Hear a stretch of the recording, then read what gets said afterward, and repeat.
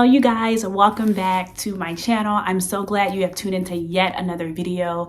If you are new to my channel, welcome to this community. Do yourself a favor and hit the subscribe button. And if you are a returning subscriber, thank you again for yet tuning into another video. So I just want to reintroduce myself as I always do. I'm Leah and I have a passion for nursing, and on this channel I just share the highs and lows of everything that I deal with in the nursing profession, so that may help you, and I share a little bit of my life. But on this video, I just want to do something a little different because there's something that's really been on my heart and my mind, and I just want to share this information with you. So let's get into the video. So if you already know, I've been a nurse for almost 3 years. And one of the things that I've always asked myself, I've encountered some patients sometimes where I'm getting reported and the oncoming or the leaving nurse, or the nurse that's leaving always says, "Leah, I'm very sorry. You're getting a very difficult patient." And when I started out in nursing, I was just like, oh my gosh, you know, everything that I already had to deal with as a nurse was already like bombarding my mind, everything I had to think of that could possibly go wrong. And so I was like, on top of that, now I have to deal with a patient who's combative or mean or, you know, difficult. And one thing that I have been blessed with is that I have not basically encountered a difficult patient. You know, one thing that I've been blessed is when the nurse says to me, "Hey, Leah, they're very difficult," I have never had a problem with them. I mean, there's probably been a few I can count on my hand where they've been, you know, significantly difficult in regards to something, their mental capacity or whatever psychological issues they are dealing with that are beyond, you know, my care. But if they're just mean, sometimes they're mean or don't want to deal with a nurse, or they got rid of a certain nurse and wanted another nurse. I've never had that issue, and I've always asked myself, what is it? Why is it that every time I come into a patient's room that a difficult patient turns into sometimes like a great patient? I never have an issue with them. And so what I want to talk about today is one of the great foundations and centerpieces of nursing, and it is called compassion. It is compassion. And I know a lot of times individuals go into the nursing field because, you know, they think of the money or they think of the flexibility. But one thing that has been one of the values and centerpieces of my life is showing compassion unto others. I believe that I have been blessed in my life. I may not be the most wealthy person, but I know that I have been blessed in my life. And one of the things that I love is that I'm able to basically love on my patient for the 12 hours that they are in my care. And so I make it my priority that the moment that I step into work, I lose sight of what maybe I have experienced outside of work. And I realize that I am grateful that I'm actually not the one in the bed, that I'm actually the one that is able to administer care. And so my goal is not only to medically help sustain them, but to also bring some light, bring some joy, help them remember something good about their life that will boost them into wanting to get better, to go back to their life, right? And I also believe that compassion is something that is needed just as much as you giving medication, just as much as you assessing that patient, that you as a nurse have to actually care about that patient that you are attending to.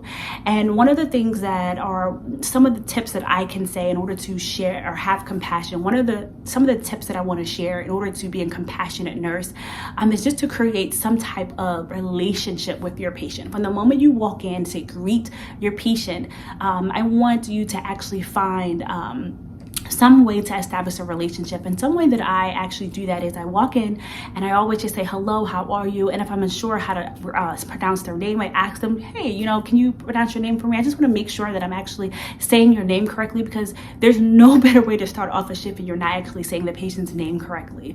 And when I'm in there, oftentimes if opportunity presents itself, I'll just say, you know, "How did your day go?" And sometimes, you know, of course that will actually, some patients want to tell you about the whole life story, but it actually will shed some light and actually bring some joy into them to know that you are not there just to check some boxes off of your list, but they're actually realizing they're a human being. So I come in, I greet them by their name, and I ask them how their day is. And during my 12 hours that I'm there, I actually try to find one thing that we can connect on. There are a lot of times when I walk into a room, some people are watching football. I do not like football. I do not understand football. But I'll say, "Hey, what team are you rooting for?" "Hey, my husband, he is a fan of such and such." It creates a conversation and it creates a relationship, so that ongoing, when I come back in, there's something else that I can talk to them about and we can form a relationship about. And I know a lot of times, especially if you're working day shift, you are bombarded by so many things that you have to do. But just know that taking the time to actually create a relationship actually builds trust, and they actually realize that you care for them. So build a relationship with them and actually show them that you care about them, because that will allow them to know, man, I have a nurse that actually cares. Some other tips that I would say is actually try to go over and beyond to actually attend to the needs of your patient. If you understand, hey, that they actually love some type of snacks and you realize that they were there, or there's a few snacks that's left and you want to take a stash and put it to the side so that you can give it to your patient. Just little things to show them that they care. If they like a certain popsicle, if they like to color, find them a coloring book and put the coloring books inside of there. Something that actually show them that, hey, I'm going over and beyond to make these 12 hours the best that you can. A lot of times I go into the room, I say, hey, how's the temperature? Is it too cold? Is it too hot? I know these things sometimes it's a lot, and it can be a lot to actually do, but these little things actually mean the world to your patient. Another thing is, I have learned that compassion actually takes a lot of time out of your time as a nurse. But one thing that I have noticed is that oftentimes we do have visitors that do come in to see our patients. There are family members that come in, but there are some patients that go, that slip. There's a lot of patients that do not have anyone there to visit them. So you may be the only person that actually has some type of relationship with them that show them that they care, because they don't have a support system. So taking the time to sit there and to talk to them and to ask them how their day, or to give them a snack, actually goes, it means the world to them. So I have learned that, again, I'm losing sight of what I may have encountered in my life coming into work, but I realized that it is my 12 hours to love on them and to show them that, hey, I'm here and I actually care for you.